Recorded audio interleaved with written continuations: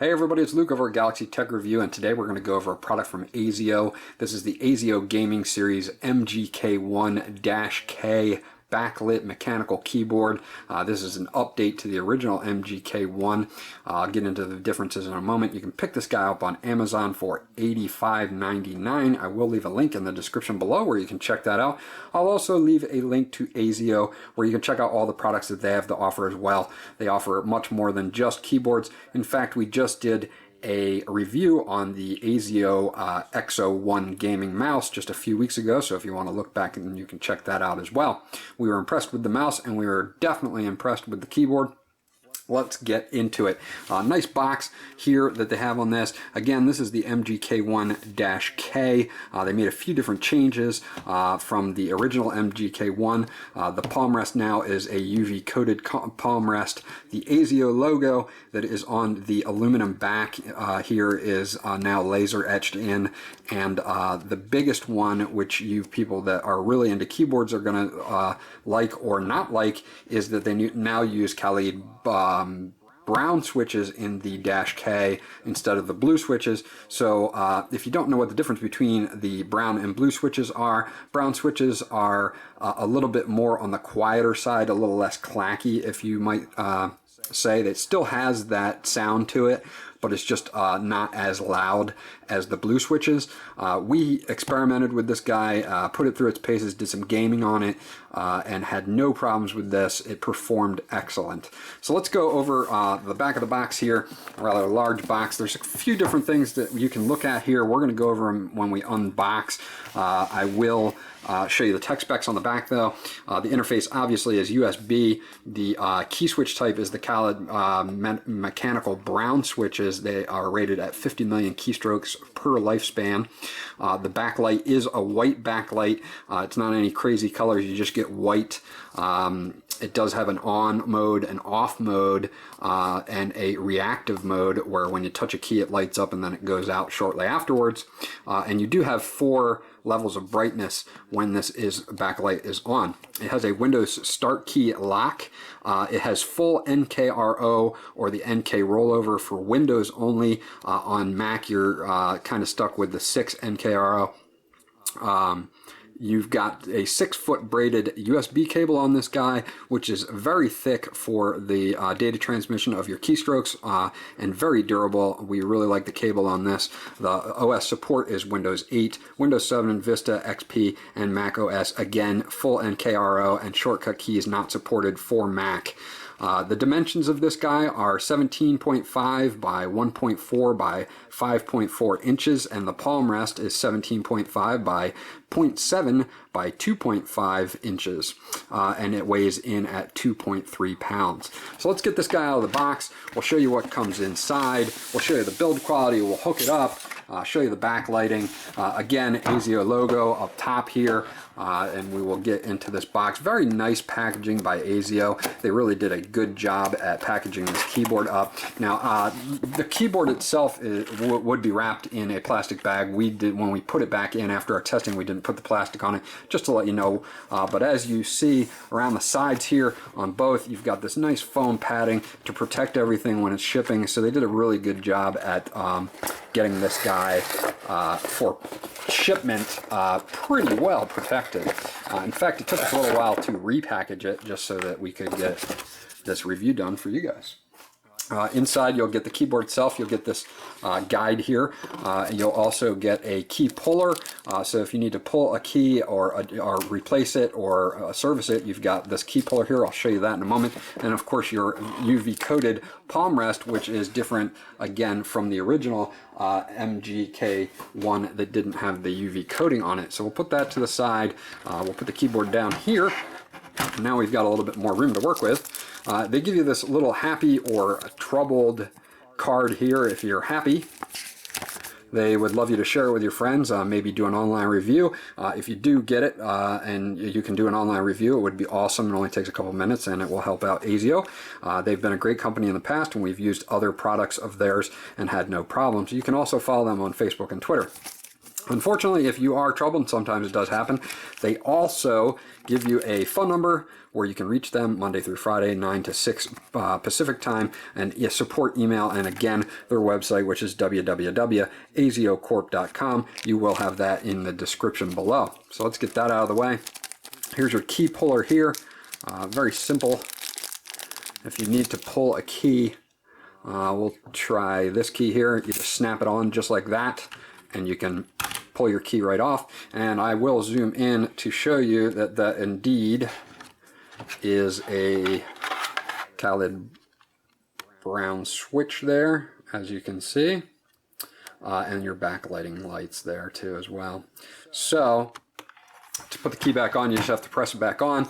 Not a hard task to do. Just kind of just center them back on, and you're good to go. And as you can tell, you get that nice satisfying click. They've got nice concave buttons here.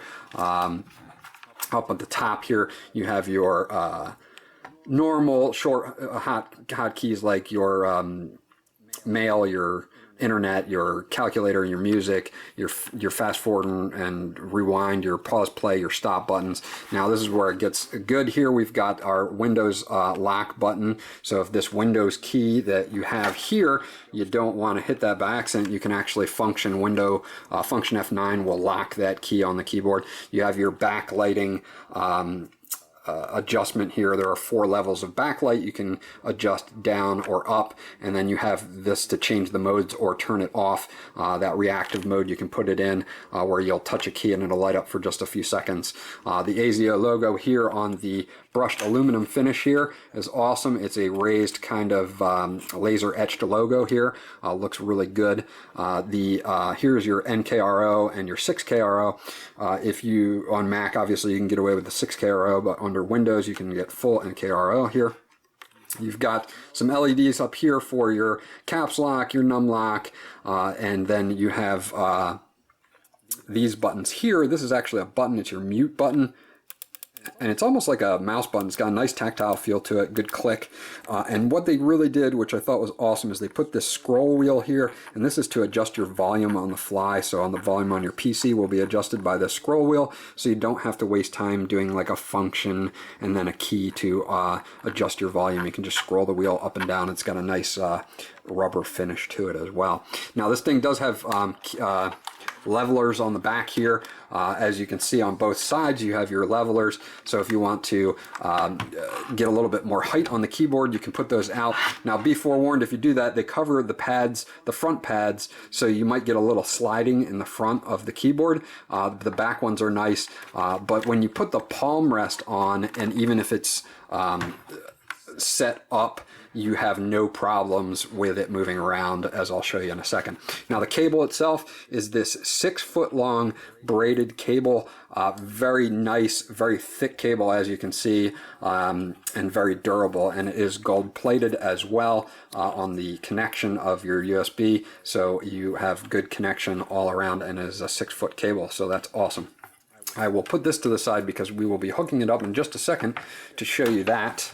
And here is the palm rest, UV coated. I like to use the palm rest. I think it gives a better feel on this particular keyboard. So I'm just going to snap it on. It takes 2 seconds to snap it on here, just like that. And as you can see, you've got an extra set of these pads down at the bottom. So when you have these tabs up, you've got pretty much 4 down here, so you don't have to worry about any sliding whatsoever.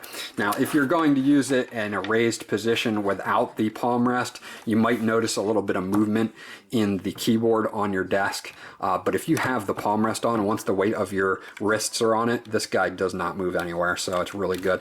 And as you can see, the concave of the keys and just that nice sound of the brown switches and feel of typing is great on this keyboard.